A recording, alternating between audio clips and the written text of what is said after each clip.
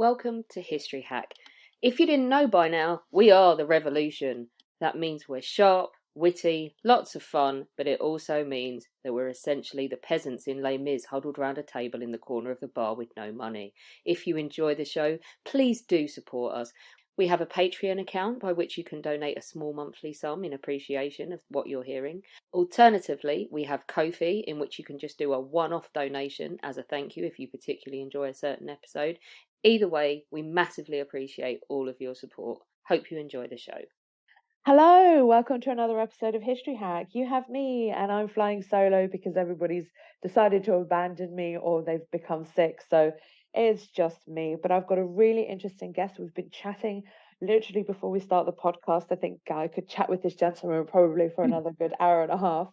But my guest today is Michael Hollington, who is a writer of historical fiction. He's here to talk to us about his first book, The Time of Cherries, set in France during the late 19th century. Michael, welcome to the podcast. Lovely to be here. I'm really interested because we've actually been talking, obviously, I don't want to reveal too much, but we've been talking about your second book that you're working on as well, which is quite interesting.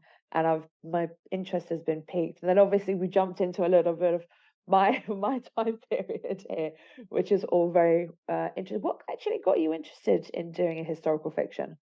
Well, actually, Cherries is my third novel. Okay.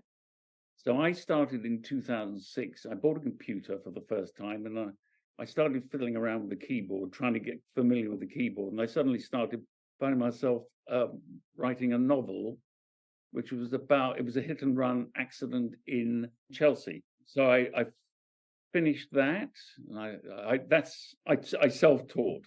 I didn't go to any writing courses on purpose because I didn't want to be influenced by anybody except for myself. So I wrote the hit and run novel from 2006 to about 2012. Then I had to go back to work in Hong Kong in 2008. So that sort of delayed my writing process. But then I wrote a second novel about Hong Kong, and it's called Lost in Hong Kong. And it's about a genius battery scientist from Cambridge who gets mixed up with a very nasty Hong Kong billionaire and his daughter, who falls in love with him. So that was my second novel. My third novel is The Time of Cherries, and I'm working on a fourth novel, which is this First World War love triangle spy female hero novel. Oh, we've got to get you on when that comes up, and we'll make sure Alex and we'll get some of our World War One historians to come in and chat with you because they're much more knowledgeable about that time period than I am. But it all does sound interesting. We do love a love triangle. We do love spies. I think it all kind of works quite well in a novel, which would be quite gripping at the end. Yeah. Well, Cherries actually has, I wouldn't say it a love triangle in it, but it ends on a promise of love from the person that rescues her, who actually is her stable boy from 10 years before. He's actually, this is at the last week of the commune, and the stable boy has become a legionnaire because he ran away when she ran away from her husband, and he disappears, but he comes back at the very end of the novel and rescues her from a firing squad. Oh wow. Okay, do you know what? Let's get into the nitty-gritty of this because I'm quite interested. I've actually started reading more historical fiction recently because I've been so deep in my studies and I work on such a depressing time period that putting myself out of that has been great. Can I put myself into a completely different world? So I'm really excited. We're getting a few fictional authors on, and it's kind of given me this wide breadth of ability to disappear a little bit into these worlds. So I'm quite excited to hear a little bit more. And then I guarantee I will be buying a copy and sitting and kind of disappearing. I need to know more, but don't spoil it for me too much. Oh, damn it, I've spoiled it for you. That's okay. Don't worry. don't spoil it too much. We can get into this. I will have what's the way of saying this? I will see what's coming, but don't give me too much of the nitty gritty. I want to be left on a cliffhanger. That's what I want to be left on. Yeah. Perfect. Right. Okay. So we have a protagonist, Kiki. She's set on buying. Oh gosh, I can't say this word properly. I'm not very good at French. Please apologise. Le Merle. Is that how you say it? Yes, that means blackbird. The blackbird. Oh. So protagonist Kiki is set on buying Le Merle, which you said earlier was a blackbird, literally, which is her husband's family's vineyard. Correct. Question is, are her ambitions out of the times at this stage? Because we are sitting in the late 19th century, women are still not seen as equal at this stage. Is she just too modern, and is she just too independent? Well, a lot of women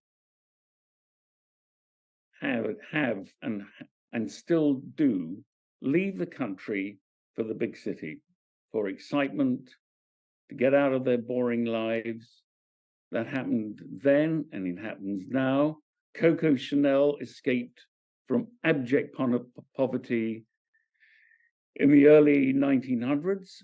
By the 1920s, she was probably the world's most successful woman.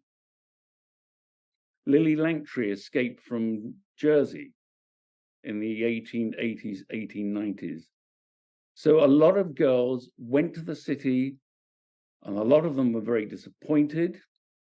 Few succeeded, and those that had brains and that were unconventional had more chance of success. So it's the age of thing of girls or boys wanting to get out of the country and go to the big city. And that's what happens to Kiki.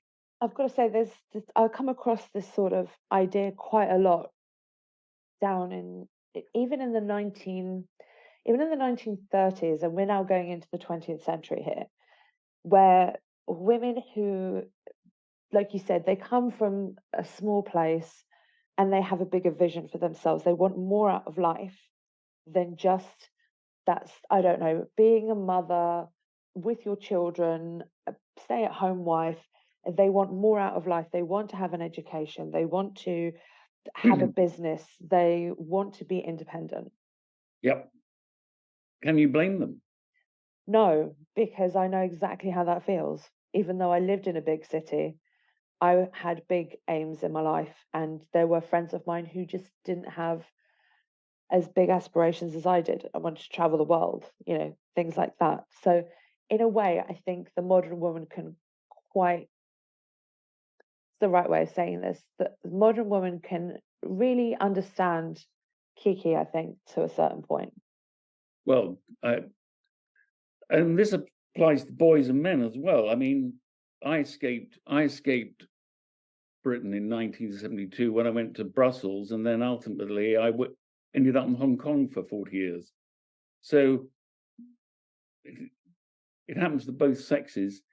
It's just a hell of a lot more difficult for women, I think. A lot more difficult. So the important question here is, how bound were women by the patriarchy? And at that time period, is it even possible for women to be independent? Well, Kiki's husband is this horrible old man, 3 times her age. And they do a deal right at the beginning of the marriage. It's a sex, they have to have sex down to twice a week. She has hold on 1 second. It's like a schedule that they have to have sex twice a week? Yes. Okay. Because she doesn't want to sleep with him she doesn't want to live in his bedroom. I'm not surprised. It smells of stale eau de cologne. It's got brocade curtains. She doesn't want to live in that bedroom. So she negotiates her way into her own room, which is down the corridor. And twice weekly, Monsieur Monnier visits her. And of course, he also pays her an allowance of 150 old francs a month.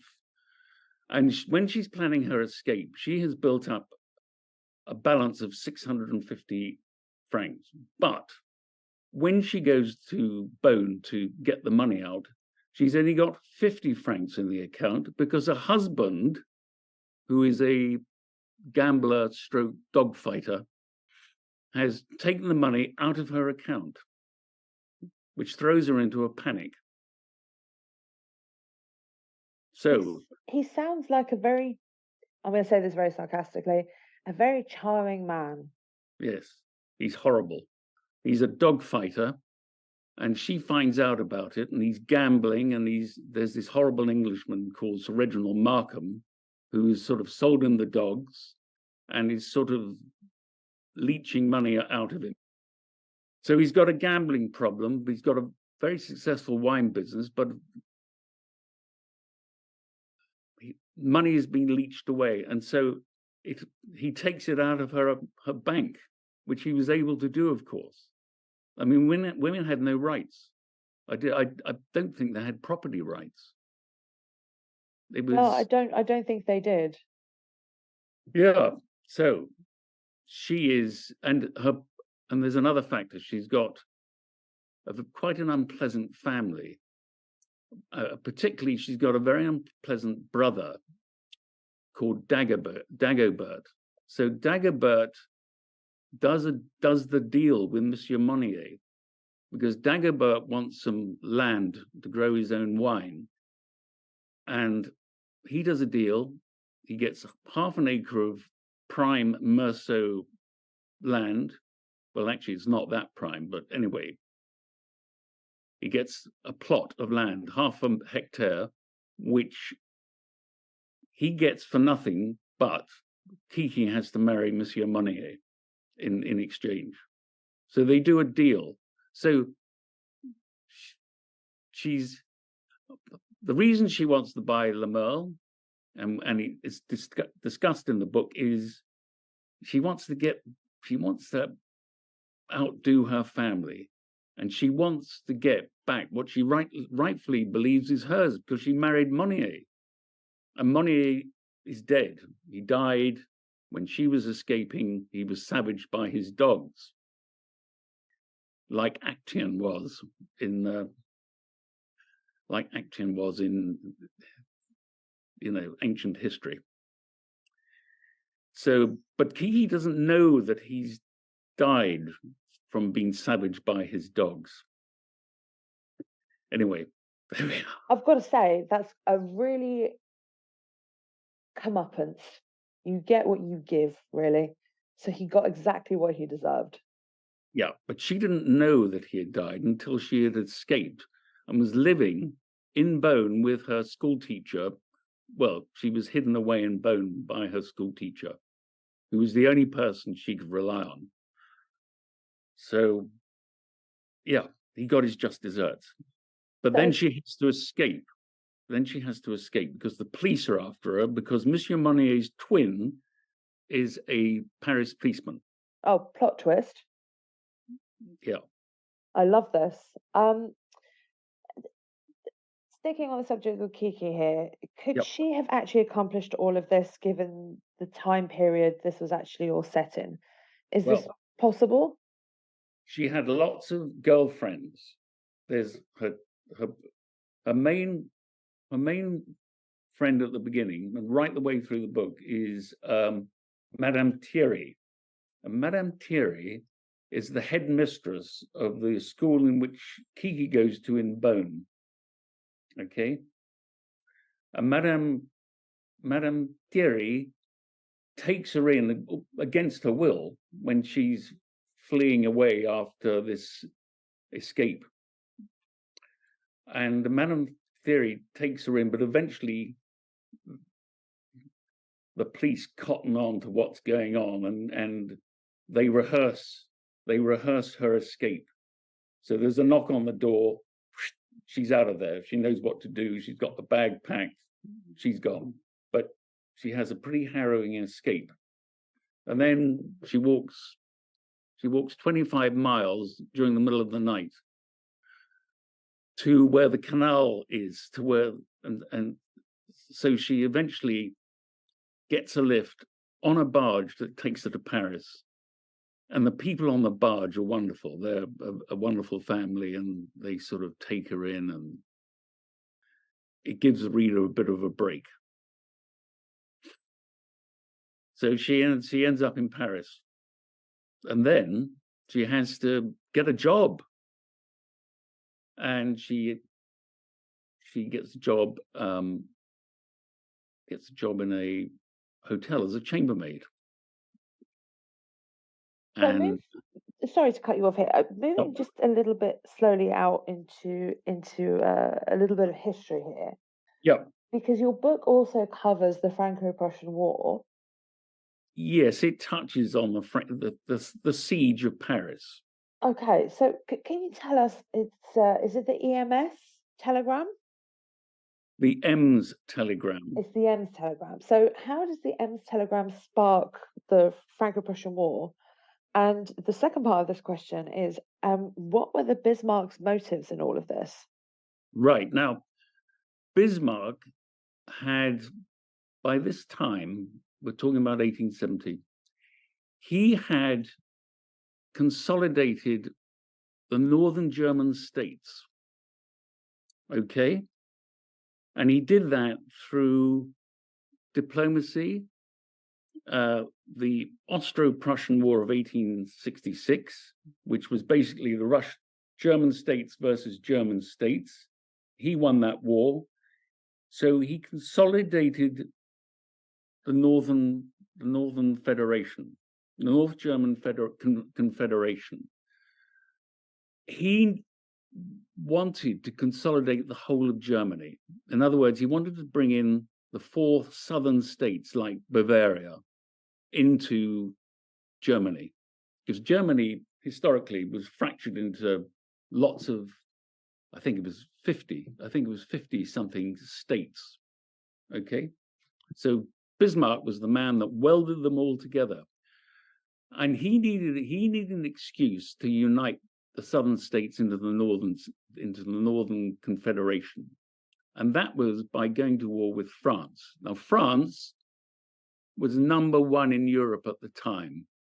Napoleon had been in power for 20 years. He had won a battle against the Australians in Italy, so he was feeling quite puffed up, and his regime was corrupt, but people, fun enough, quite liked him. Anyway, he was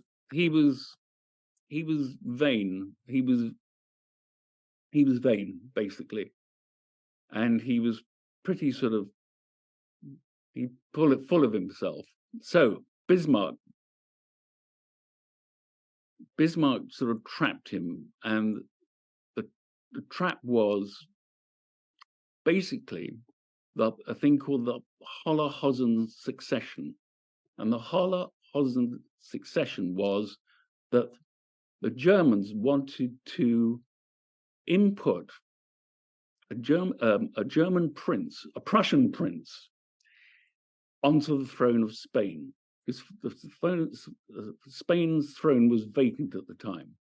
Now, the French hated this idea and managed to scupper the plan. So the Prussians did not become the kings of Spain. But anyway, this then sort of resulted in the Ems telegram came about when the King of Prussia was in Bad Ems, which is a spa town, and the French ambassador was sort of niggling him and goading him and wanting to have a meeting, and Bismarck somehow, I think he might have even redrafted the Ems telegram, turning down the ambassador, snubbing the ambassador. And this, it sounds ridiculous, but this spurred the French into a war. Absolutely ridiculous.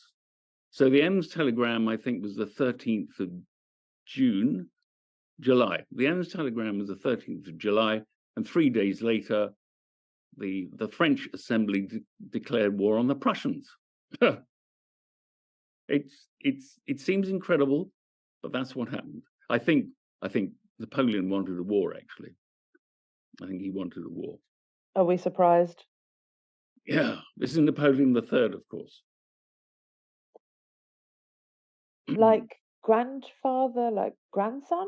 Is that the right way No, of saying it? he was Napoleon I was Napoleon III's great uncle. Like great Oh, uncle, like hang on, great, no. His uncle. Yeah, his uncle. like family, like family. Let's roll with that one. Yeah, but Napoleon III was nothing like Napoleon I. Napoleon I was brilliant. Napoleon III was not so brilliant. And by this time, he was older. His health wasn't good. He should never have gone into this war. It was quite ridiculous. So, sticking with the Franco-Prussian War, Yeah. how does it actually compare to the others? And how did this idea of a commune come about? Well, let me handle the first part. The Franco-Prussian War was a bit like the Napoleonic Wars in terms of weaponry, although for the first time, breech-loading artillery was used. So rather than shoving the ball or the shell down the muzzle, you put it in the bottom of the barrel via a breech. So it was far more efficient, and you could fire shells more quickly. So I believe that the Franco-Prussian War was the first time that breech-loading artillery was used, and of course, Krupp produced the artillery for the Prussians, and it was far better than the French artillery. On the other hand, the French had a better rifle that could fire a longer range, and it was just a better implement. But the French were very disorganized. The Germans, of course, were very organized, and it didn't take them long before they got to Paris. The big battle was the Battle of Sedan, and that's basically when the French lost the war. Anyway, so the Germans turn up, and I think about September, October, they surround Paris. And you have to realize that Paris at that time was surrounded by forts, which essentially is the Peripherique ring road, but it was surrounded by forts. And so we have the siege, we have the balloons, and Kiki works in a balloon factory as a spy. She's blackmailed into spying in a balloon factory, and she leads a team of seamstresses. Anyway, and food prices escalate. There's starvation. The zoo, they even eat the animals in the zoo. And they were selling elephant steaks. And things got worse and worse and worse. And eventually, the armistice was signed at the beginning of March 1871. Okay. Now, the reason that the commune came about was that the Parisians were so anti-government because they got France into this war. They were so anti-government and infiltrated by what I would call proto-communists, because the communards actually influenced people like Lenin and Marx. So these proto-communists took control of Paris. The government retreated first of all to Bordeaux and then to Versailles. So the government was exiled, if you like, to Versailles, and the communards had control of Paris for just over 10 weeks. So the Versailles government gets its act together, and basically there's a civil war happening. And basically the Versailles government bombards Paris to start with, and then invades Paris. There are 900 barricades in Paris. And in one bloody week, the time of Cherries, it's believed that 20,000 people were killed, mostly communards. So the commune was eradicated and the problem solved for the government. So obviously all of this is included in your book. Yep. The commune. Yep. First of all, there's again another two-part question, apologies. What were the consequences of the commune, and how does this kind of get into the plot of your book? Well, it doesn't really, because don't forget, we're concentrated 100% on Kiki.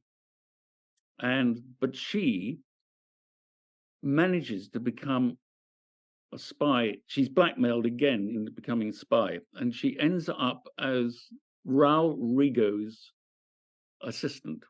And Rigaud is the Communard chief of police, and he's 24 years old, and he's on a complete ego trip, and he's killing people, and he's just behaving very badly. He has bacchanalian feasts. I mean, he's a shocker. He's a real shocker. And she is working for Rigaud and is able to report back on barricades and all sorts of things to the Versailles government via her brother-in-law, the twin of her husband, who has blackmailed her into doing this. So eventually, she gets rumbled and thrown into prison and awaits execution. Now, Britain Ah, clearly must have some sort of interest, let's say, in the war or in the commune itself. Which side is Kiki on at this stage? Well, Kiki's on her own side. When she's obviously pro-commune in sort of spirit, but she's very practical. And when she sees what the communards are actually doing and realizing how corrupt and incompetent they are, she veers back. Her sympathies veer back to the main government, but not in any sort of strong fashion. But the main nasty in this book is an English aristocrat called Sir Reginald Markham, who's the man, if you remember, that inveigled her husband into dogfighting. And Markham reappears and he rapes her, and that is how the blackmailing comes about, into her being blackmailed as blackmailed into becoming a spy. But Markham, actually, it turns out Markham is an English spy, and I've taken a bit of a license here, but it all gets revealed when she comes up against Markham, and Markham is basically saying, we support France because we don't want Prussia to become powerful. So it was classic British foreign policy, which was support the weaker side in Europe against the stronger side, rather like we supported Poland against the Nazis. Always support the weaker side. That was foreign policy. And so he was engineering this. Yeah, he's the main nasty in the book. So every single one of our authors, especially fiction authors, gets asked this question. I mean, we've already had this conversation before we went live, so we're going to have to repeat this conversation again. I do apologize. But what kind of research did you do in preparation for this story? Did you go and visit these places? What did you do? Yes. I mean, I spent a wonderful week in Paris pre-COVID, walking the streets, just so her journeys were logical. So that was a lot of fun. I went to the Invalides Military Museum. I went to I just went all over Paris. It was great fun, and I followed the canal up from. I've basically followed her canal journey up from Beaune. I followed that journey. I read. If you look at the back of the book, there's some acknowledgements. I think I read 8 books on the war and on the commune, and there was one book actually that was marvelous. It describes how the balloons were made. So when Kiki was a seamstress, I think I got it right, because the balloons were sewn together. They had teams of seamstresses, yeah, stitching the bits together to make a balloon. So yeah, a lot of research. And then the other important question is obviously language develops and it's not the same language that we use today. How did you manage to kind of use the language that they used at that time in your book? Well, I haven't, but I have avoided all modern words. I mean, Oh, interesting. I was watching a historical novel, historical drama on the television the other day, and I think it was 400 years ago, and somebody said, okay. I was absolutely okay. Can you believe that? So I had to studiously avoid all modern words. And of course, croissant didn't exist. Oh, And really? When did that no, word come about? there were croissants, but they weren't called croissants. But I think croissant came about in the beginning of the 20th century. The baguettes existed, but they were sort of sticks of bread.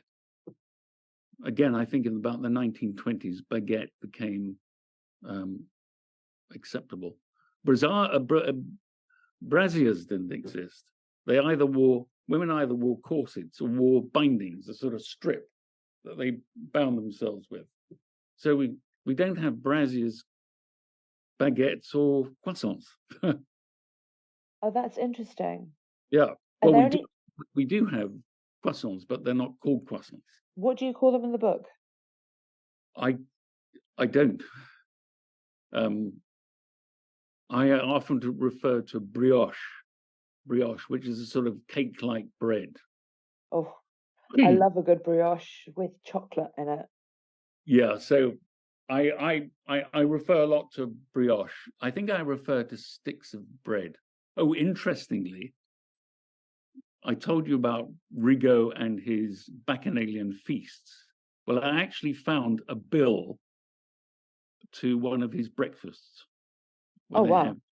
Yeah, I actually have got a bill on my phone that is one of his breakfasts. And Kiki is inveigled into this breakfast, and in the end, she has to settle the bill. So I know exactly what they drank. Even at the end of breakfast, they had Spanish cigars. How much did the breakfast cost? Do you remember? Yes, it cost something like 78 old francs.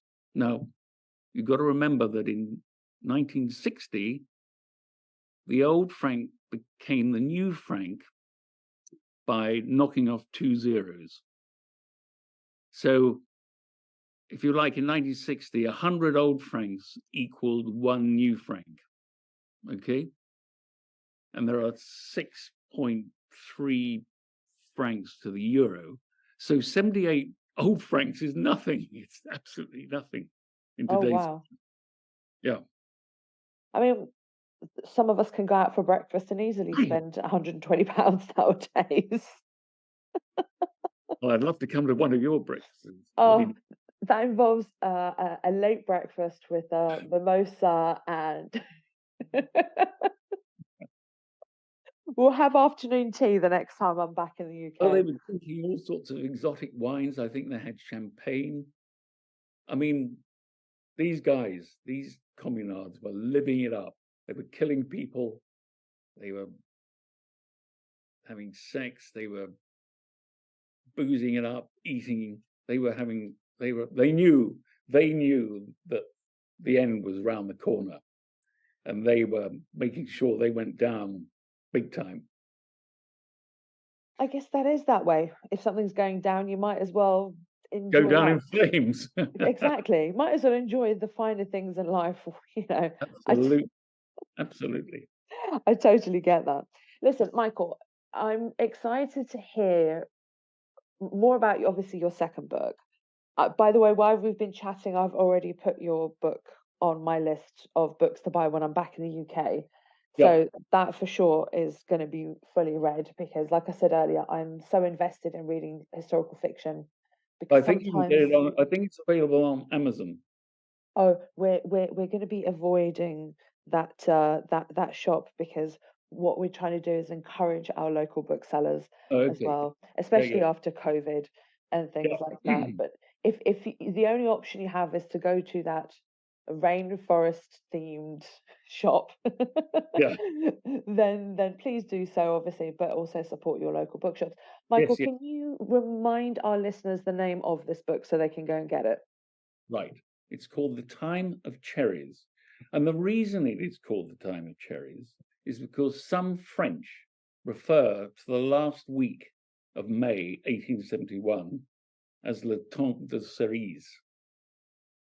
The other name that week has is Semaine Sanglante, which means bloody week.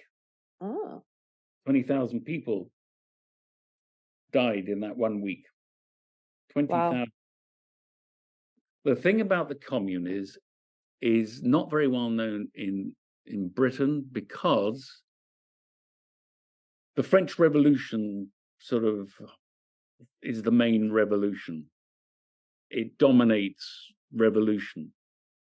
But then you've got Les Miserables. I think that's the revolution of 1835 or 1830. I'm not sure. But there were something like 4 revolutions leading up to the Commune. The Commune was the second most bloody of the French revolutions, but it's not well known in Britain. At least I don't Well, think it's well known in Britain. this is also another positive of historical fiction, especially if it's written well and researched well, that it kind of brings to light other aspects of history that some of us historians tend to forget. Yeah.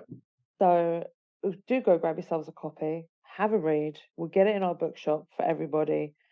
So we get a slice of it. You get a much bigger slice, and that rainforest themed place gets no slice of it.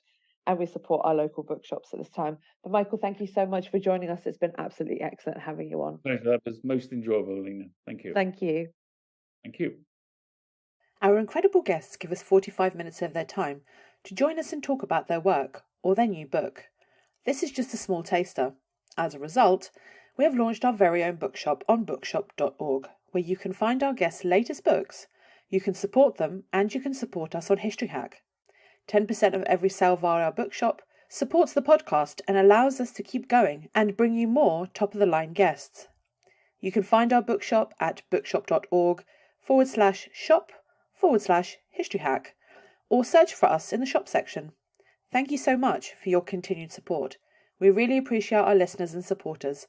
So make sure you get down to the bookshop and grab yourselves a new book.